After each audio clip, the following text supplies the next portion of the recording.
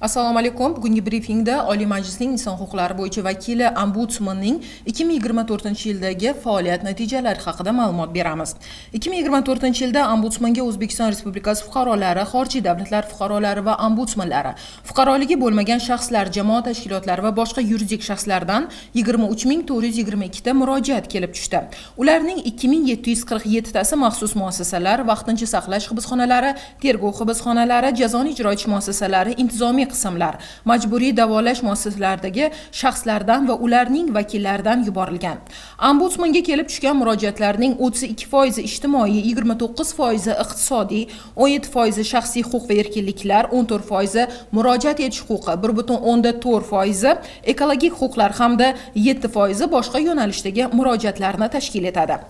Murojaatlar viloyatlar kesimida aholi sonidan kelib chiqib tahlil qilinganda eng ko'p murojaatlar Qashqadaryo, Surxondaryo viloyatlari va Toshkent shahriga to'g'ri keladi.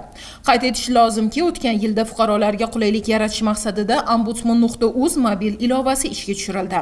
Unda vanadiy identifikatsiya tizimi orqali tez va oson ro'yxatdan o'tish, murojaat yuborish va javob xatlarini olish, onlayn maslahat va yangilik va statistik ma'lumotlardan xabardor bo'lish imkoniyati yaratilgan.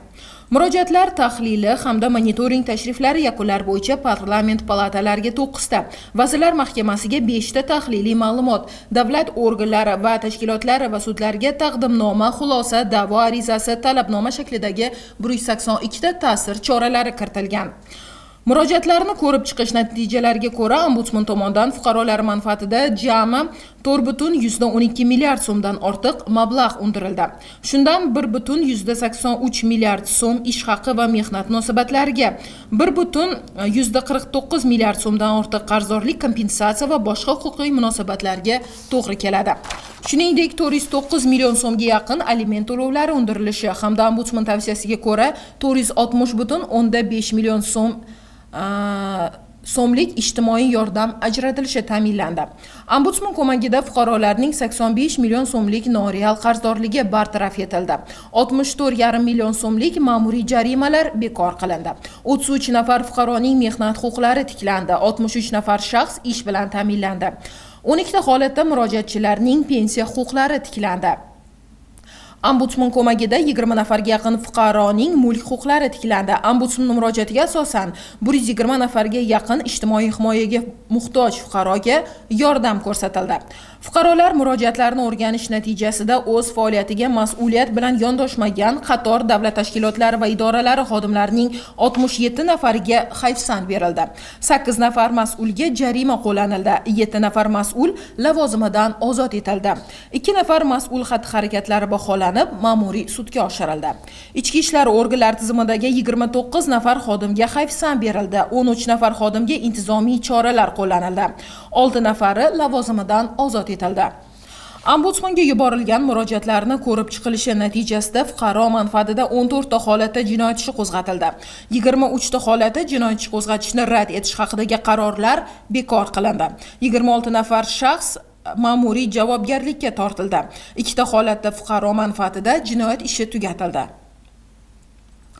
Ombudsmanning insonparvarlik tamoyilini qo'llash haqidagi murojaatiga asosan tegishli sudlar tomonidan 4 nafar ayblanuvchiga tanlangan ehtiyot chorasi yengilrog'iga o'zgartirildi. 4 nafar mahkum yashash hududiga yaqin koloniyaga o'tkazildi. 17 nafar mahkum va mahbuslarning oila a'zolariga moddiy va ijtimoiy ko'mak ajratilishiga ko'maklashildi. 32 nafar jazo muddatini o'tayotgan shaxslar maxsus tibbiy ko'rikdan o'tkazilib, ularning 18 nafari davolanish uchun kasalxonalarga joylashtirildi. Shuningdek, 2024-yilda qiynoqqa solish holatlarini oldini olish bo'yicha harakatlanish erkinligi cheklangan shaxslar saqlanadigan yopiq muassasalarga 902 marotaba monitoring tashriflari amalga oshirildi va 10 mingdan ortiq mahkum bilan jamoaviy va 4835 nafari bilan yakka tartibda suhbatlashildi. Ombudsman boshchiligida harakatlanish erkinligi cheklangan shaxslar saqlanadigan yopiq muassasalarga amalga oshirilgan monitoring tashriflaridan so'ng ombudsman tavsiyasiga ko'ra 23-son mahkumlar uchun ixtisoslashgan kasalxona negizida 50 o'rinli ayollar bo'linmasi ochildi. Ombudsman Sog'liqni saqlash vazirligi hamda Ichki ishlar vazirligi huzuridagi Jazoni ijro etish departamenti tomonidan ruhiy holati buzilgan shaxslar uchun dispanser kuzatuv tartibini o'rnatish va mahkumlar uchun ixtisoslashgan kasalxonada mahkumalarga tibbiy profilaktik xizmat ko'rsatish bo'yicha normativ huquqiy hujjatlar ishlab chiqilishi bo'yicha chora-tadbirlar rejasi ishlab chiqildi. Qoraqalpog'iston Respublikasi Taxiyatosh tumanidagi eskirgan va antisanitar holatga kelgan narkologiya dispanseri qulay sharoitga ega binoga ko'chirildi. 50 Qal'a tumanidagi 2-son ruhiy asab kasalliklari dispanseri ta'mirlanib, uchrashuv xonalari va psixoterapiya xonasi tashkil etildi. Toshkent viloyatining Bo'stonliq, Sirdaryo viloyatining Yangiyer, Surxondaryo viloyatining Sherobod, Qoraqalpog'iston Respublikasining Xo'jayli, Chimboy tumanlari va Jizzax viloyati vaqtincha saqlash hibsxonalarida joriy ta'mirlash ishlari olib borildi va kerakli buyumlar bilan ta'minlandi. Ombudsman tavsiyasiga asosan Toshkent viloyatidagi 1-sonli, Buxoro viloyatidagi 4-sonli, Xorazm viloyatidagi 11-sonli, Surxondaryo viloyatidagi 9-sonli tergov hibsxonalarida uzoq muddatli uchrashuv joylari tashkil etildi. Qashqadaryo viloyatidagi ba'zi vaqtincha saqlash hibsxonalarini qayta qurish 2025-yilga rejaga kiritildi. Monitoring tashriflarda aniqlangan kamchiliklarni bartaraf etish masalasida kiritilgan ta'sir choralari shaklidagi hujjatlar va tavsiyalar asosida 56 nafar xodimga hayfsan berildi. 2 nafar xodim jarimaga tortildi. 3 nafar xodim bilan mehnat shartnomasi bekor qilindi. Qoraqalpog'iston Respublikasi Navoiy, Buxoro, Sirdaryo, Surxondaryo, Xorazm va Samarqand viloyatlaridagi 6000 nafarga yaqin mahkum va mahbuslar tor doiradagi shifokorlar tomonidan tibbiy ko'rikdan o'tkazildi.